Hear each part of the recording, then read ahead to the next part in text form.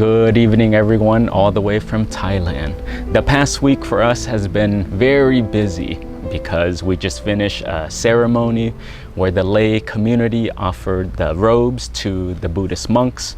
And then also after that event, in the evening time, we did a candlelight release and we had people coming from around the world.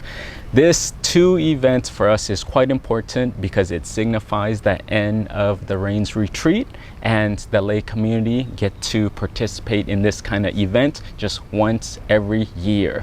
If you've been following on this channel, then you know at the end of every Rains Retreat, in the Theravada tradition, this is how we get our age. So for those who have been on this journey with me, as of this Rains Retreat, for me, I'm officially 5 years old.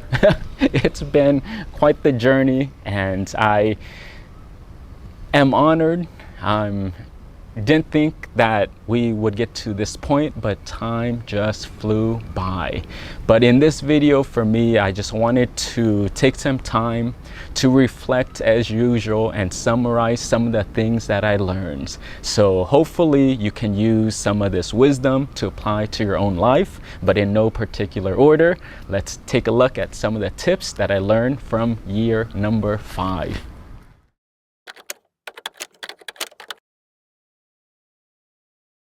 Surround yourself with simple people.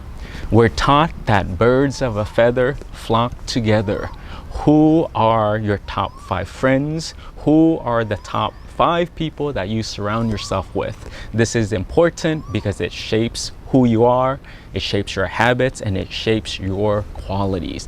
So in the outside world, many people tend to gravitate to those who are successful, who are rich, who are good looking, who has the status and the fame, and that's understandable. But many times when we surround ourselves with people who value those kind of things, what does it come with? And in the capitalist world, then it comes with competition.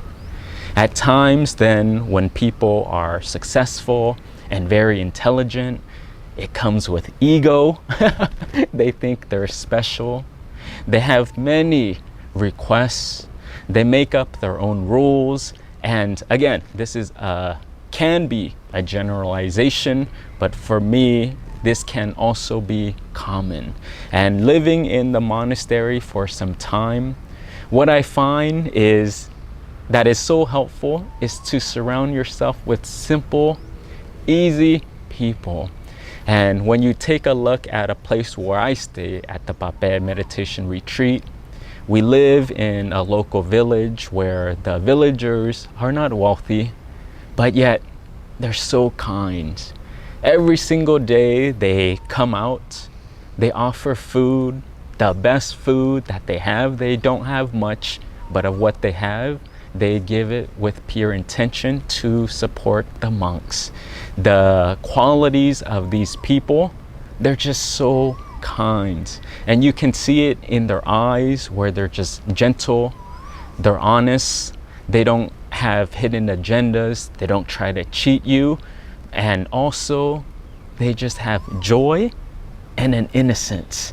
And the outside world may look at these people and may judge them, that they're not as smart, they're not as wealthy, they seem poor, but this is one way to perceive them. But having lived in this environment for some time, I can genuinely say that being around people who are simple and humble, it's quite easy.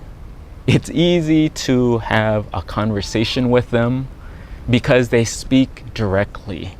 It's easy to have a conversation with them because they make you feel so welcome and they open everything to you. They have faith, they have good hearts, and again, just pure intentions.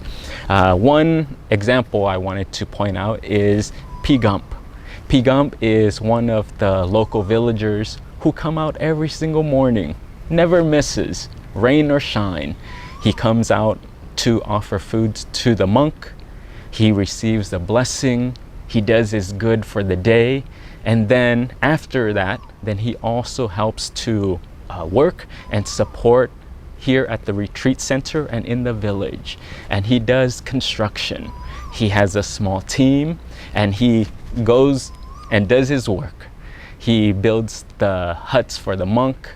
He helps with the roads and anything that we need. But being around him, never heard him complain in the past 5 years. Never heard him talking negatively about anyone. Always has so much energy, a smile on his face, and always willing to help. But that is the type of people that we're around. Another is a family that works here. You probably seen them in the other videos, but it's a family of 4. They used to have a successful restaurant, but for them, they gave it up, and they wanted to help to support the temple. They do various jobs, but mainly helping to support the kitchen. They teach the locals, the international retreat participants who come from around the world, how to prepare meals. And when I asked them of what keeps you going, why are you doing this? And it was so sweet because without any question for them, they said it was their honor to be able to support the monks who are on their spiritual path, to be able to make food, breakfast and lunch for all the international retreat participants who come here, who is starting their inner journey and practicing meditation. They said that being a part of this good deed to support someone's spiritual path is an honor and one of the most privileged things that they can do. And the common qualities that they have is the same. Honest. They're so simple. They're so kind, pure in their intentions, and they just want to support the community. Another last one that I want to point out are these 2 young boys who help with the construction as well. And for them, the past month or so, they've been working on paving the roads. And this is a hard job. Pouring the concrete, mixing the concrete, again, rain or shine, but they're working long hours. And because we're getting ready for the ceremony, everyone is chipping in and to help prepare for the robe offering ceremony. And the kitchen team had to run into the city because they didn't have enough food or they didn't have enough ingredients. And these boys came into the kitchen. They saw that the family had to leave. They were working very hard and they were done with their time here, and it was time for them to go home. But they looked around and they saw for the first time that there were dishes that were not washed, pots and pans, and it was everywhere because, again, the family, this is not common, but the family just had a lot to do at that moment, and they had to run into the city. But instead of just leaving the kitchen, these boys took it upon themselves and they washed all the dishes. They took over an hour, and they did it with so much heart and so much kindness. When we came back, we asked them of how come you did this? And for them, they said, oh, it just wouldn't be right. We see how much the family has been working, how much work they have on their plate, and for us, any way that we can help to support them, it's our honor. And when this kind of action happens, it just brings so much goodwill within the community. But for me, being around simple, kind, good-hearted people with pure intention, it's just very touching.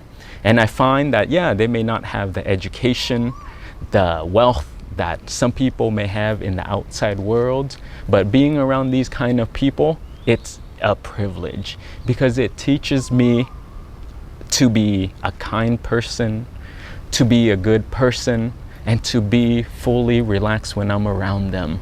So while we get many opportunities to teach the villagers and the locals, what we find is that the true gift is that they teach us as well. But if possible, you can still surround yourself with successful people. That's not an issue, but also, if possible, then try to surround yourself with those who are just pure, those who are kind, and also those who are simple.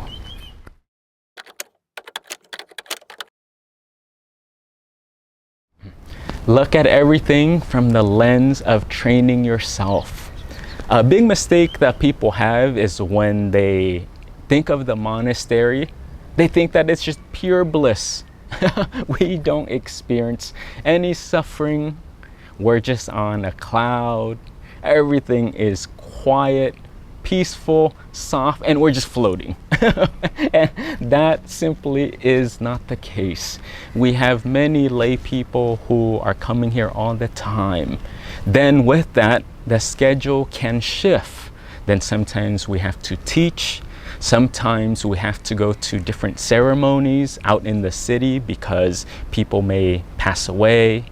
Maybe we need to go bless a home because someone just brought a new home, or someone's getting married, or there's a death in the family. But our schedule can be all over the place at times.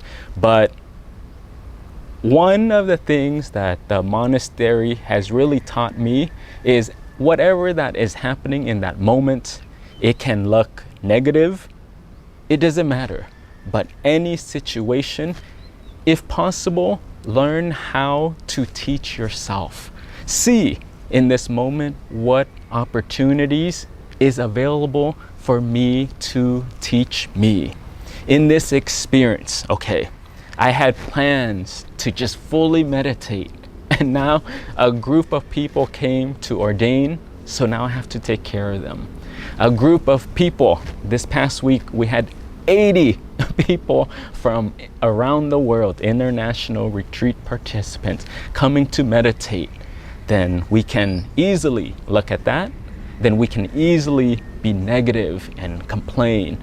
But then, if possible, use this opportunity to see, okay, now what can I get from this opportunity? Okay, now because there are so many people here, then I get to spend time with people who are on the spiritual path.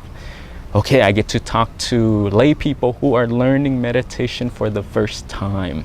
I get to teach them wisdom of how to find peace, how to find stillness and happiness, how to fix some of their life's problems, and develop qualities and characteristics within themselves. So for us, in the monastery, just like you in the outside world, we do have issues that we face every day. But the difference is we try to use that as an opportunity to train oneself. So hopefully you can take this wisdom and apply it to your situation in the outside world.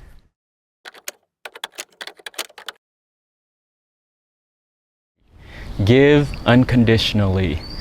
This past year, we had the privilege of traveling back to the United States. We first went to the Georgia Meditation Center. Then we went to a meditation center in Azusa, California, because that's where I'm from. But having the opportunity to go to these places, for us, what was so beautiful was because we got to support the different centers. We also then brought a lot of books because we were able to publish 3 books. We have one regarding the 8 precepts. We have one regarding meditation, just a beginner's guide. And then a third one of how to journal your meditation so you can improve it. But it was so beautiful because we had some lay people who started off with offering to print these books for us. It was so kind, and they printed thousands of these books. With these books, then for us, we got to ship it to the United States. And when we went to these centers, for us, we just gave it out for free. And the people would come to meditate with us. They would come hear the wisdom talk, and then at the end, for us, we gave out these copies. And having these resources available, and we didn't need anything back from anyone, but to share the wisdom for us was just a privilege, and it was an honor. And to see the look, the twinkle in people's eyes, the gratitude in people's eyes was just very touching. And having gone to the different locations and offering these books to the local, it was just a beautiful experience. And what I find is that yes, we did give these books, but even more importantly, it filled our own hearts as well. And I think in the outside world, we're so used to just giving to get something in return. Or we give and we pretend like we don't want anything in return, but we have this hidden agenda. And I just found through having given out so many of these books, thousands of these books worldwide, is that it just fills us up spiritually. And we're just full, and it makes our mind more light, and it makes our mind more bright. So if possible, then for your situation, try to see that when you are giving to others, the best possible outcome or the best possible condition will be if you can give unconditionally without any strings attached. And when you do that, you'll find, or hopefully you'll find, that the energy that comes back to you, it will be well worth it.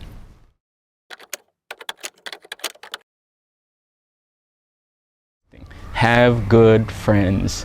I think I've been saying this as a lesson or as a tip every single year for the past 5 years. And I think it's important that I say it again because it's that important. We know that on this spiritual path, it is filled with obstacles and challenges. It's going to test your motivation. It's going to test your intention. It's going to try to get you off this path. You might get lazy. You might use logic and justification to fall off this journey. But if you are serious about developing yourself spiritually, if you are serious on improving yourself and your quality of life, you need a friend. And these friends can be people. These friends can be books. These friends can come in various forms. But like I've always said, on this spiritual path, good friends is 100% of the process. So if you can, make sure you have good friends because it can keep you safe, and also you'll have a better chance of making it.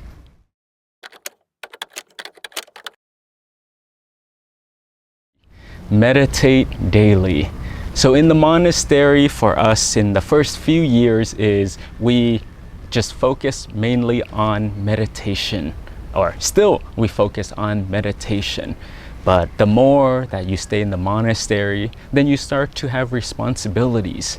You start to take care of other monks. You start to take care of the lay people who come to want to learn from us. In our situation, or in our case, was that we went back to America to help the different centers to teach over there. And as you engage in the outside world, then what happens? And what happens for those who are working is then you start to get more sensations. Your 5 senses are even more activated. You hear more noise, you start to think more, you start to experience the outside world. And again, your mind that was so still and so peaceful, it can get clouded. It can start to taint. And the more that you work, then you can even get a better reputation. Then what happens? Okay, then you start to have titles. Then you start to feel special. Then ego can begin to form. So The more that we're doing outside work, I'm not saying that it is bad to do outside work. That's not the issue. But the issue is if you are engaged in the outside world, the chances are that your mind will get more clouded and it will get more tainted. So with that, then we need a strong foundation. And the foundation is you need to clean your mind every single day. The same way that you shower your physical body, because by doing nothing, the nature of the body is that it gets dirty, and we've been trained every single day, stressful day, lazy day, doing nothing day, you still shower because we understand that the body automatically gets dirty. And the same thing with the mind will continue to get dirty.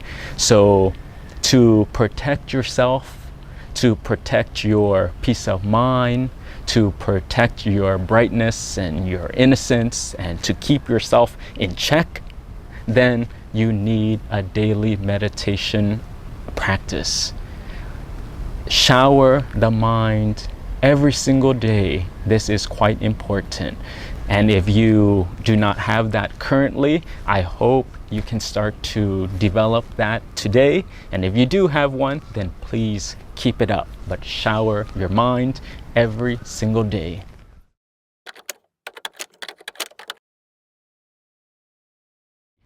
And the very last thing that I learned and I wanted to share with you all is that after 5 years of being in the monastery, of wearing these robes, doing the practice on a daily basis, I came to the conclusion that I love being a monk.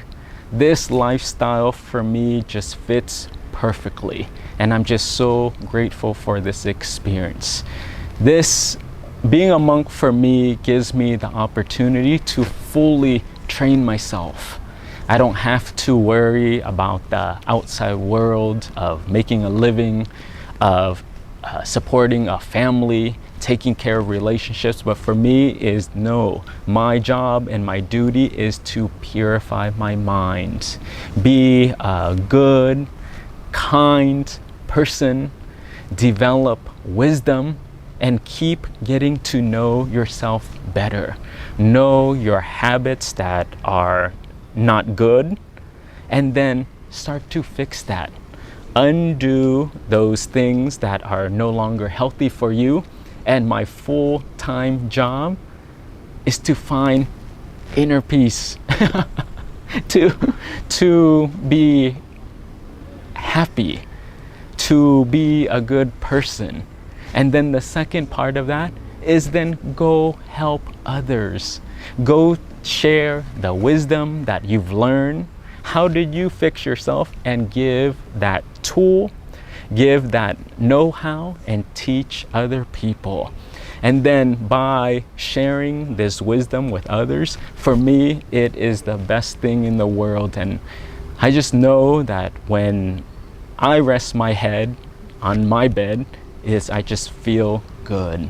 And by cultivating all this goodness on a daily basis, because in Buddhism, we know that doing good, keeping our morality, and practicing meditation, you cultivate what is known as merits. This good deeds, good energy. And then for me, I get to cultivate that. Then by cultivating that, I get to share with my parents, with my family, with people who passed away. But yeah, I don't know how else to describe this experience, but I just know that it fits me. Does it fit other people? I don't know, and I can't answer that for you.